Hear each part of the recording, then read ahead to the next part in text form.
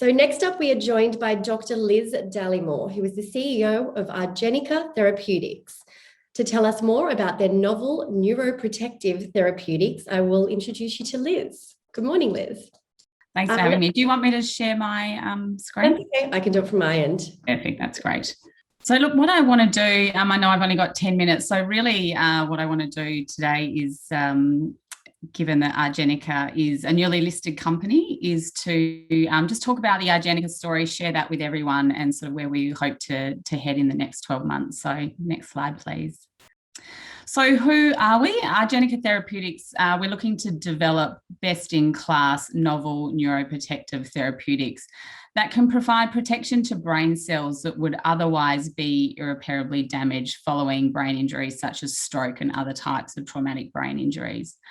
So what is great about this company and this project, so whilst it's newly listed, it has our lead candidate has been in development for over 6 years by leading researchers at the Paraneuroscience Research Institute here in Western Australia. And through that work, our lead candidate, ARG-007, has shown evidence of efficacy in multiple models of stroke and other types of brain injury. So through our IPO listing, we raised 7 mil, and that money will take us to the end of our phase 1 clinical trial and allow us to initiate our phase 2 clinical trial. So this is just a snapshot of our capital structure at IPO. We're sort of sitting around the listed price of 20 cents with a similar market cap around that 15 mil. So still great value in the company and some really exciting milestones coming up. So these are just some of our investment highlights. So what we're looking to do with our lead candidate, ARG-007, is solve a huge unmet clinical need. There are currently no products on the market that provide neuroprotection to brain cells following injuries such as stroke and other types of brain injuries. So what we're trying to do at Argenica is to be just one of a handful of companies that can address this unmet need. As I mentioned, we've got fantastic preclinical data from our Chief Scientific Officer over the past 6 years, showing the efficacy of our lead candidate in multiple models of stroke. We've got a really experienced board and management team with both experience in capital markets and commercialisation of drugs, and a clear pathway to get our lead candidate into the clinic. So this is just the market that we're trying to address at the moment. So as I said, there's no marketed drugs for neuroprotection, and around 15 million people suffer a stroke globally every year. There are 2 main types of stroke that people suffer. So one is a hemorrhagic stroke, which is caused by a clot in the brain. And that's the most predominant type of stroke, with around 85% of patients suffering an ischemic stroke. The other type of stroke is a hemorrhagic stroke, which is a bleed on the brain. And the treatment types for these 2 types of strokes are quite different. The estimated cost to treat stroke projected to the year 2030 is around 183 billion. So huge cost to the healthcare system and burden on the healthcare system. So why is neuroprotection so important in stroke and indeed other types of brain injuries? So stroke is one of the leading causes of death and disability worldwide. And as I mentioned, the cost on the healthcare system is huge.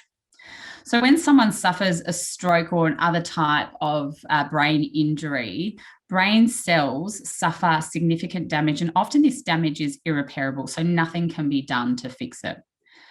The time that patients have to receive treatment is really critical. So for every hour delayed in receiving treatment, the brain ages around 3.6 years. And the current therapies, they're only really addressing the underlying cause of the stroke. So for ischemic strokes, which is caused by the clot in blood vessels in the brain, the treatment options is really to remove that clot. So that's either done by mechanical thrombectomy, which is surgically removing the clot, or by administering a drug which dissolves that clot. So as I said, no therapies that are actually protecting the brain cells immediately following stroke. So our lead candidate, ARG-007, is a potent neuroprotectant drug. We believe it's safe and can be given as an early intervention, so by first responders, paramedics in the field.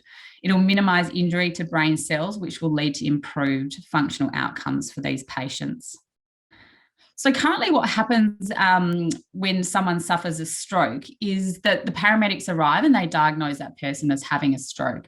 The in-field triage is relatively limited. So the role of the paramedics is to get that patient to a stroke care clinic in a hospital as soon as possible. Because there's different types of stroke, so the ischemic stroke or the hemorrhagic stroke, it's really important that doctors diagnose the type of stroke before they administer a treatment. If the clot dissolving drug that I mentioned previously is given to a patient that has sustained a hemorrhagic stroke, it can exacerbate the bleeding on the brain and even lead to death. That's why it's really important that patients are diagnosed as for the type of stroke that they have prior to treatment being received.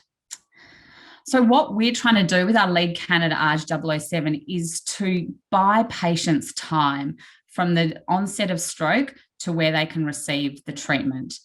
So in that time, we really want to do is reduce neuronal cell death, which will lead to improved functional outcomes for these patients. Our drug can be administered by first responders, by paramedics in the field. So it's increasing the treatment window for these stroke patients. So our preclinical data has shown that our drug has significant efficacy in animal models of stroke, reducing the infarct volume, which is really the volume of cell death seen in the brain. And that is sustained for a 28-day period post-stroke. We've compared it to our nearest competitor, which is NA1, which is in development by a private Canadian company, which is currently in phase 3 trials. And we've shown we achieve greater efficacy than this nearest competitor. And the most important thing is that we've shown that our drug does not exacerbate bleeding in a hemorrhagic stroke model. So that's why we know it can be given by first responders in the field, by paramedics, which is exciting and fantastic for this drug. So we are following a typical drug commercialisation process. So we've conducted our preclinical animal studies. We're currently in the process of finalising our PK, and we had an announcement this morning on some pilot PK results, moving into our safety and toxicology, leading into our phase 1 clinical trial. And then post-phase 1 clinical trial, so the phase 1 is done on healthy subjects, we'll move into our phase 2 clinical trial in stroke patients. So just in terms of our development pathways, so we have released some preliminary pharmacokinetic data this morning. We'll have our final PK data in Q3 this year. We're looking to scale up our GMP manufacturing for our safety and toxicology studies and our phase 1 clinical trial, with the phase 1 being initiated around the end of Q4 2021. So as I mentioned, we've got a fantastic board and management team with extensive experience. I don't have enough time to go into all of them. And next slide, please. And a world-leading research and clinical team with extensive experience in running stroke clinical trials. So fantastic to have these guys on board. So thank you. Well, thanks for the presentation. We've had a question come through, so I'll jump into it. So today's announcement mentioned that the company is seeking to optimize the manufacturing process. Can you please elaborate on what is involved in this?